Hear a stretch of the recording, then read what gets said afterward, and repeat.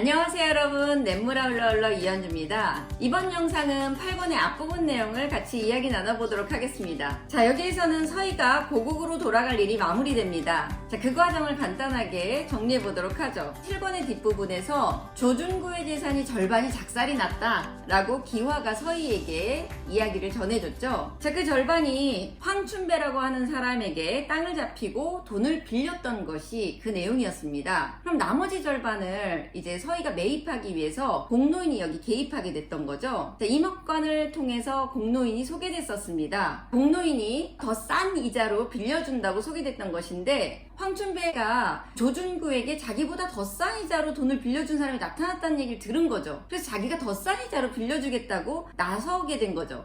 자, 이 과정에서 황태수와 임명빈과 서희돈이라는 젊은 세대가 동원됐던 것이 임역관을 통해 알려집니다. 황부자네 큰아들하고 모두 친구간이어서 다 친구 좋다는 게 그런 거지요. 태수가 그러니까 황춘배 노인 아들인데 그 아이가 아버지를 설득하는데 처음엔 영 들어먹지 않았어요. 황춘배가 어떻게 해서 돈을 벌었게요? 태수가 아버지한테 협박을 왔지요. 그 땅은 조준구가 눈이 시퍼런 땅임자를 놔두고 뺏은 땅이니 후일을 생각하라고. 자, 이것은 서희가 하려고 하는 일에 많은 사람들이 동원됐다는 걸 알게 해줍니다. 그리고 조준구는 이 사람들의 연기에 그대로 속게 됩니다. 이렇게 서희가 하려던 일이 마무리가 됩니다. 이제 서희는 모든 조준구의 재산을 합법적인 방법으로 매입하게 되고 이제 고국으로 돌아갈 준비를 하면 됩니다. 자, 제5편 세월을 넘고에 나오게 돼요. 가장 먼저 살펴볼 사람들이 서희와 길상입니다. 가장 예감에 나오는데요. 과연 길상은 처자와 더불어 돌아갈 것인가? 어떻게 될까요? 자, 이 이야기를 5장 하얼빈행을 읽으시면서 직접 확인해 보시기 바랍니다. 6장 최종 보고는요, 이제 서희에게 공노인이 모든 일이 잘 마무리되었다 라고 알려주는 내용을 말하거든요. 서희가 전략에 따른 공개적인 친일 행위를 하는 이야기가 나오게 됩니다. 일본인 상류층 부인들과의 어떤 주기적인 친목 모임인데요. 여기에서 김두수를 아느냐는 이야기를 듣게 됩니다. 그래서 서희가 안부를 전하라고 이야기를 합니다. 내가 한번 만나잔다고요. 도움이 됐으면 싶지만 그 사람 부친에 대해 할 얘기도 있다고 그렇게 전해주십시오. 평범한 안부 인사처럼 들리겠지만 실제로 듣는 김두수에게는 굉장한 협박인 거죠. 자, 그래서 이 김두수가 공노인을 통해서 또 서희에게 이야기를 전하게 됩니다. 이리저리 빙빙 둘러댈 필요 없이 오늘 공노인을 내 집에 오라는 것은 다름이 아니요. 최서희 그 여자가 전갈에 보낸 말에 대한 내 답변이요. 자세한 설명도 필요 없고 딱 이렇게 이 말만 전해주시오. 앞으로 당분간은 이 김두수 길상이하고 언약한 것 지켜나갈 생각이라고. 서희가 전략적으로 채택한 공개적인 친일행위가 서희가 떠난 다음에 용정에서 독립운동하는 사람들의 어떤 보호막이 되게 하는 활동이었다는 것까지 우리가 확인을 했습니다. 자, 이제 일이 다 마무리되었습니다. 마주한 서희와 공노인은 똑같이 허물을 느끼죠. 수고가 많았어 공노인. 별 말씀을. 자, 이렇게 긴 말 없이 그 마무리가 되는 걸 확인할 수 있습니다.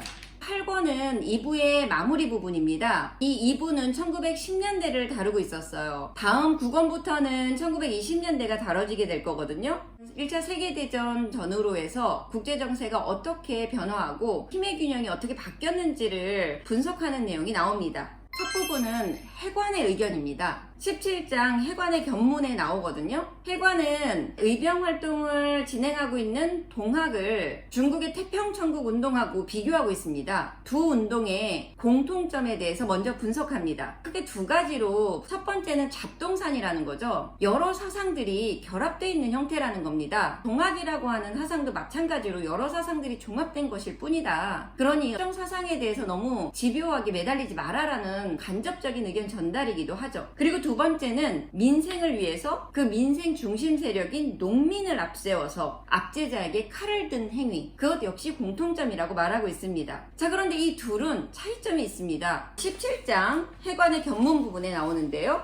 그러니까 청조를 무너뜨린 힘은 무엇이냐? 그 힘의 줄기를 찾아볼 것 같으면 줄기 중에서도 백년규가 꽤나 굵은 줄기거든요. 향이여 피었다 하더이다만 목탁 두드리는 것보다 무예의 힘을 썼고 그의 날개 밑으로 기어들어왔던 농부며 역절이며 강부들이며 그것들은 말할 나위 없이 청조를 때려부시려는 힘이었을 것이고 그 저력이 다시 태평천국으로 깔리며 스며들어갔었고 홍수전이 패망한 후 그것은 또 신의 혁명의 저력이 되었고 지금 앞으로도 그 힘은 부당한 권력에 대항해 나갈 것이 틀림없소. 그러니까 계속 힘이 이어지고 있다는 거예요. 그런데 이것과 비교해서 동학은 새롭게 나타난 힘이고 이것이 약해지면서 친일파로 흘러가고 그 힘의 어떤 흔적을 찾기가 어렵다는 거죠. 그나마 지금 명맥을 이어나가고 있는 게 환희를 중심으로 한 의병활동이라는 겁니다. 근데 이 차이의 원인을 회관은 중국 사상적 특징에서 찾고 있습니다. 중국의 사상은 신비료기보다는 실질이다 이렇게 말하거든요. 이것은 중국 철학사라는 책의 풍우란도 그 책에서 언급한 바 있습니다. 유교와 도교와 학자의 사상도 마찬가지고요. 하물며 인도에서 내세를 말했던 사상조차도 중국으로 들어온 다음부터는 현재를 다루고 있다는 거예요. 그래서 내세를 말한 적이 없다고 정확하게 언급돼 있거든요. 그러니까 이 이야기를 통해서 해관은 어디까지나 동학은 위장이어야 한다. 신도들 대가리수에 희망을 걸지 마시라고 윤도집에게 전하게 됩니다. 자, 이렇게 분석한 내용이 하나 있고요. 두 번째, 자, 제5편 세월을 넘고 1장 황막하다는 것 부분에 나온 내용입니다. 신태성과 길상과 권필응이 대화하는 내용에서 나와 있어요. 자, 1914년 7월 세계대전이 시작됐을 때 일본은 영국과 공수동맹으로 독일에 대항했습니다. 일본의 목적은요, 중국의 영향권을 갖고 있었던 독일을 향한 것이었죠. 중국의 교주만 청도, 산동반도에 독일이 권익의 이익권을 갖고 있었거든요. 그것을 노리고 참여했던 거예요. 그리고 1차 세계대전 이후에 독일이 패망하고 나서 그 권익을 정확히 적은 21조 요구조항을 원세계에게 내밀게 하고 그걸 도장을 찍게 합니다. 그래서 일본이 권익을 갖게 되는데 그것을 보고 길상이 중국도 조선과 똑같은 과정을 걷게 되지 않을까라고 염려합니다. 우리가 러일 전쟁 이후에 을사보호조약을 맺게 되고 그 조약 이후에 본격적인 식민지 체제로 접어들게 됐잖아요. 자, 그렇지만 신태석의 분석은 달랐습니다. 중국이 세계대전의 덕을 보고 있다고 말하죠. 그러니까 우리가 중국과는 다르다는 겁니다. 일단 중국은 땅이 크다라는 점을 들고 있고 두 번째는 유럽 열강들이 전쟁으로 상품 생산이 어렵게 된 점을 들고 있어요. 그렇게 되면 수출이 어렵게 되죠. 이 틈을 타서 중국에서 물건을 만들어서 중국 내 시장이 커질 수 있다는 겁니다. 그렇기 때문에 일본은 중국의 남만주의상을 넘을 수 없을 것이라고 지적하고 있습니다. 자, 어쨌거나 중국은 만주 지역을 차지할 것으로 예측하고 있죠. 그렇다면 우리의 독립기지가 지금 만주 지역에 있어요. 그러면 이 이후에 만주 지역에서의 독립운동이 어떤 방식으로 전개해야 될지 전망을 다시 세워야 될 거 아니에요. 그것을 염두에 두고 권필응이 중국 민중들의 힘을 분석한 내용이 나옵니다. 자, 지금 중국은요, 순원이 서양에서 민주주의를 들여와서 실험해 보려고 했었습니다. 그런데 사실 중국 안에 있었던 힘이다 라고 권필응이 말하게 되죠. 바로 민주주의입니다. 요순 시대의 정치 방식이 지금 서양에서 들여오려고 하는 민주주의적 방식과 다를 바가 없다는 것이죠. 그러니까 전혀 새로울 것이 없다는 거예요. 민중들의 힘 안에 이미 민주주의적인 정치 방식이 있다는 거죠. 또 하나, 중국인의 의심 많은 기질을 권필응은 주목합니다. 중국인은 군왕에 대한 배신의 기억을 갖고 있다는 거예요. 뭐 이것은 진시황 때부터도 생각해 볼 수 있겠죠. 진시황이 민중들에게 억압하고 탄압했을 때 가만히 있지 않았어요. 곳곳에서 일어나서 결국 뒤집어 엎었잖아요. 그 흐름들에 주목하고 있는 겁니다. 이것은 앞서 해관이 분석한 것과 일맥상통하죠. 그렇다면 우리는 어디에서 힌트를 얻어야 하느냐라고 봤을 때 바로 중국 민중들에게 배워야 한다고 주장하고 있습니다. 이 내용들을 바탕으로 앞으로의 독립운동을 전망하는 것은 5장 하얼빈행에서 송정원과 길상이가 나누는 대화를 통해 알 수 있습니다. 덩어리를 되도록이면 잘게 부숴서 여기저기 뿌려놓는다 그거지요. 앞서 만주에서 독립운동이 신흥 무관학교라고 하는 민족교육 활동들을 겉으로 드러내고 했던 것과는 상반되는 내용입니다. 그리고 어차피 이것은 일본이 만주 지역을 차지하게 됐을 때 부서질 수 있는데 있는데 미리 우리 스스로 부수자는 거죠. 그리고 이어서 이렇게 말하죠. 보다 구체적으로 말하면은 많아야 7, 8명, 대개 5, 6명이 한 조가 됩니다. 그 한 조가 신흥무관학교 하나 혹은 독립군의 한 소대, 부대, 연대, 사단도 될 수 있지요. 그 한 조가 10개에서 20, 30, 100, 1000 그물고리처럼 엮여나가는 겁니다. 그러나 어느 조도 자신들의 조가 그물고리처럼 엮여있는 걸 모르지요. 서로 독립되어 전혀 직접으로는 연관을 갖지 않기 때문이요.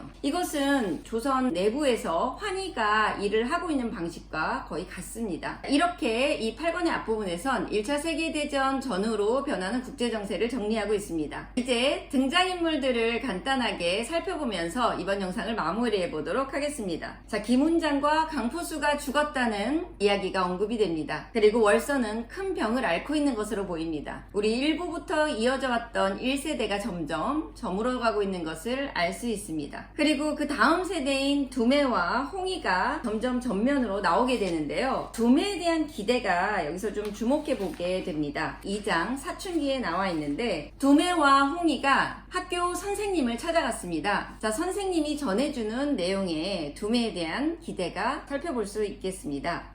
두매, 너 얘기가 있었다. 명년엔 졸업인데 중국 군관학교에 갈 수 있게 주선 중이란 말씀이 쓰여 있었어. 열심히 해야 한다. 모두 너에게 기대를 걸고 있어. 자, 앞부분 우리 앞으로의 전망을 같이 살펴봤는데 그 내용과 엮어서 두매가 어떤 활약을 할 거라는 걸 알 수 있습니다. 3장 가난한 사람들에는요, 자, 용종에 남는 사람들에 대한 이야기가 나오고 있습니다. 자, 권서방, 박서방, 홍서방에 대한 이야기입니다. 1920년대 이야기가 이제 9권부터 3부에 진행될 텐데 앞으로는 더 힘들게 살게 되리라는 것을 이들 이야기를 통해서 짐작해 볼 수 있을 겁니다. 자, 그리고 우리가 지금까지 여러 번 주목해왔던 송해와 금녀 이야기가 여기 다시 제시됩니다. 앞에 같은 자리에서 출발했지만 다른 선택을 하면서 삶의 방식이 바뀌어져 왔죠. 송해에 대한 이야기는 4장 예감에서, 금녀에 대한 이야기는 5장 하얼빈행에서 확인해 보시기 바랍니다. 자, 이런 여러 인물들에 대한 이야기가 참 기구하죠. 이 이야기들에 관한 것이 잘 정리된 문장이 있어서 그 내용으로 이번 영상 마무리해 볼까 합니다. 18장 영웅의 아들의 공노인의 생각을 통해 드러나는데요. 자, 공노인은 두매며 길상이며 월선이 봉순이 모두 기찬 얘기책 속의 인물들이라는 것을 깨닫는다. 하나하나의 인생이 모두 다 기차다. 뜻대로 안 되는 것을 뜻대로 살아보려니까 피투성이가 되는 게야. 인간의 인연같이 무서운 거이 어디 있나.